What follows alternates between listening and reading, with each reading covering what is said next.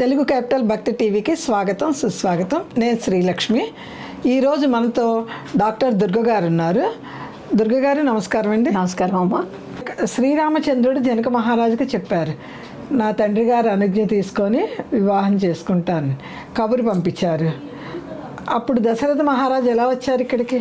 దశరథ మహారాజు దగ్గరికి జనకుని రాజ్యం నుంచి అనేక మంది మంత్రులు పురోహితులు రాగానే జనక మహారాజు సీతాదేవినిచ్చి కళ్యాణం జరపాలని అనుకుంటున్నారు అనగానే దశరథ మహారాజు సభ ఏర్పాటు చేసి అటు ఋషుల్ని మంత్రుల్ని మనము జనక మహారాజుతో వియ్యం అందవచ్చా అని అడగగానే జనక మహారాజు, ఆయన కూడా రాజర్షి, చాలా గొప్ప ధర్మాత్ముడు, ఆయన కూతురు సీత అన్ని విద్యలు నేర్చుకున్న గొప్ప మహిళ అని అన్నీ చెప్పి ఇద్దరికీ సమఉజ్జీగా ఉంటుందనేసి అనగానే అప్పుడు దశరథ మహారాజు తన పరివారంతో పురోహితులతోటి మంత్రులతోటి తరలి వస్తారు. కానీ ఆ కాలంలో పెళ్ళికి అత్తగారులు రారు, అంటే కౌసల్య, సుమిత్ర, కైకేయి మాత్రం రారు. మిగిలిన పరివారంతో తీసుకోవాల్సిన వజ్రాభరణాలు, రత్నాలు, బంగారాలు అన్నీ తీసుకుని దశరథుడు జనకుడి దగ్గరికి బయలుదేరుతారు. జనకుడి రాజ్యం రాగానే దశరథుడిని చాలా సాదరంగా జనకుడు ఆహ్వానించి కన్యని తీసుకోండి, దాతని చెయ్యండి, కన్యాదాతని అనగానే దశరథ మహారాజు, ఇస్తే వాళ్ళు ఉంటాయి కదా పుచ్చుకునే వాళ్ళు గ్రహీత, మీరే గొప్ప అని అంటారు. అంటే సంస్కారం. అంటే ఈ రోజున కన్యాదాత చేతులు కట్టుకుని కంగారు పడుతూ వియ్యాల వారు ఏమంటారు అని చూస్తాము. కానీ అక్కడ దశరథ మహారాజు, మీరు ఇస్తున్నారు, నేను తీసుకున్నాను, మీరే గొప్పవాళ్ళు అని ఒక జనక మహారాజుకి అంతటి గొప్పతనాన్ని ఆపాదించడం అనేది మనం రామాయణంలో చూస్తామండి. అంటే ఒక పెళ్ళైన కోడలు ఒక ఇంటికి వస్తుంది అంటే ఆ కులాన్నంతా ఆవిడ చక్కగా వంశాన్ని అభివృద్ధి చేస్తుంది, అత్తమామలకి సేవలు చేస్తుంది, మరుదుల్ని చక్కగా ఆదరంగా చూస్తుంది. ఇవన్నీ ఉన్న ఒక స్త్రీని మా ఇంటికి ఇస్తున్నారు కోడల్ని అని చాలా గొప్ప విషయాన్ని మనకి రామాయణంలో ఈ సందర్భంగా చెప్తారండి. కళ్యాణాన్ని అంగరంగ వైభవంగా అలంకారం చేస్తారు. అప్పుడు రాముడికి సీతాదేవిని, జనకుడు ఇంకో పుత్రిక ఊర్మిళని లక్ష్మణునికి అనుకుంటారు. అందరూ మాట్లాడుతుంటే విశ్వామిత్రులు, జనకుడికి కుశధ్వజుడు అనే ఒక తమ్ముడు ఉంటారు, ఆయనకి మాండవిక తర్వాత శృతకీర్తి అని ఇద్దరు కుమార్తెలు ఉన్నారు. విశ్వామిత్రుడు అంటాడు, జనక మహారాజా, భరతుడికి శత్రుఘ్నుడికి నీ ఇద్దరు కుమార్తెల్ని, నీ తమ్ముడి కుమార్తెల్ని ఇచ్చి వివాహం చేస్తే బాగుంటుంది కదా అనగానే, అంతకన్నానా దశరథ మహారాజుతో వియ్యమందడం మాకెంతో అదృష్టం అనగానే నలుగురు పెళ్ళిళ్ళు, అంటే రాములు వారు, సీత, లక్ష్మణుడు, ఊర్మిళ, అలాగే భరతుడు, మాండవిక, శత్రుఘ్నుడు, శృతకీర్తి, అందరి వివాహాలు కూడా రంగరంగ వైభవంగా జరుగుతాయి.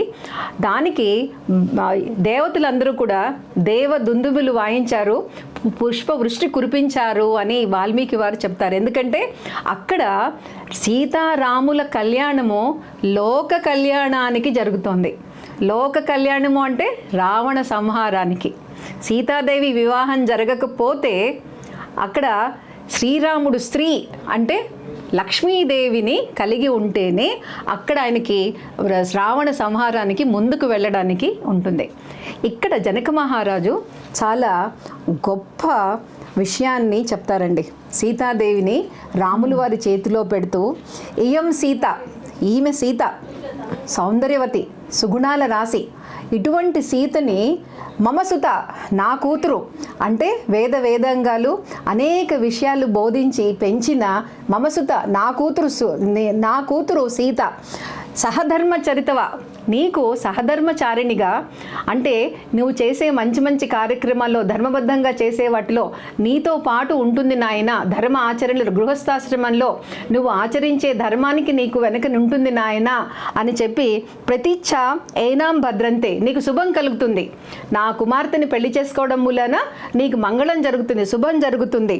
పాణిం గృహిస్వా పాణిన, అరచేయి మీద అరచేయి, అంటే వివాహంలో వధువు చెయ్యిని వరుడి చెయ్యి మీద పెట్టి మొత్తం తగిలించడమే పాణిగ్రహణం అనేసి అంటారండి.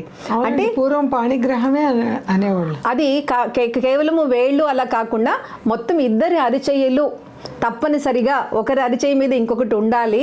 దానిని చక్కగా మన జనక మహారాజు సీతారాముల కళ్యాణంలో సీత చెయ్యి రాములు వారి చెయ్యి కూడా అరచెయ్యి కూడా చక్కగా ఇలా పామినట్టు రాయిస్తారండి. అది ఆ రోజుల్లో త్రేతాయుగంలో ఉండే పాణిగ్రహణ మహోత్సవం అని చెప్తారు.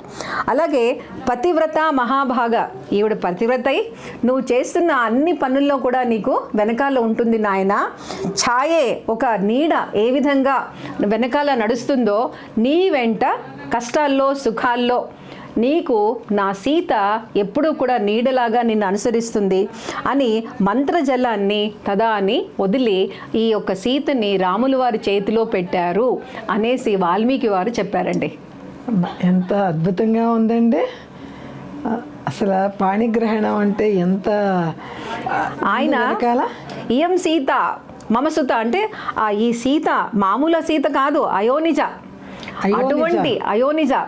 అటువంటి సీతని మమసుత, నా పెంపకంలో పెరిగిన సీత, ధర్మాలు వేదంగాలు నేర్చుకున్న మమసుత, అటువంటి సీతని పతివ్రత నీ వెనకాల, అలాగే సహధర్మ చరితవ నీ వెనకాల అడుగులో అడుగు వేసుకుంటూ నువ్వు ఎటు వెళ్తే అటు నీకు చక్కగా అన్ని ధర్మాలు నెరవేరుస్తూ గృహస్థ ధర్మంలో నీతో ఉంటుంది నాయన అని ఎంత చక్కటి పద్యాన్ని. అందుకే ఈ రోజున మనము ఏ పెళ్లి పత్రిక మీద చూసినా కూడా సీతారాముల కళ్యాణం యొక్క దృశ్యాలనే వాళ్ళు వేయడం జరుగుతుంది. ప్రతి పెళ్లి పత్రిక మీద కూడా మనం ఒక చక్కటి శ్లోకాన్ని చూస్తామండి.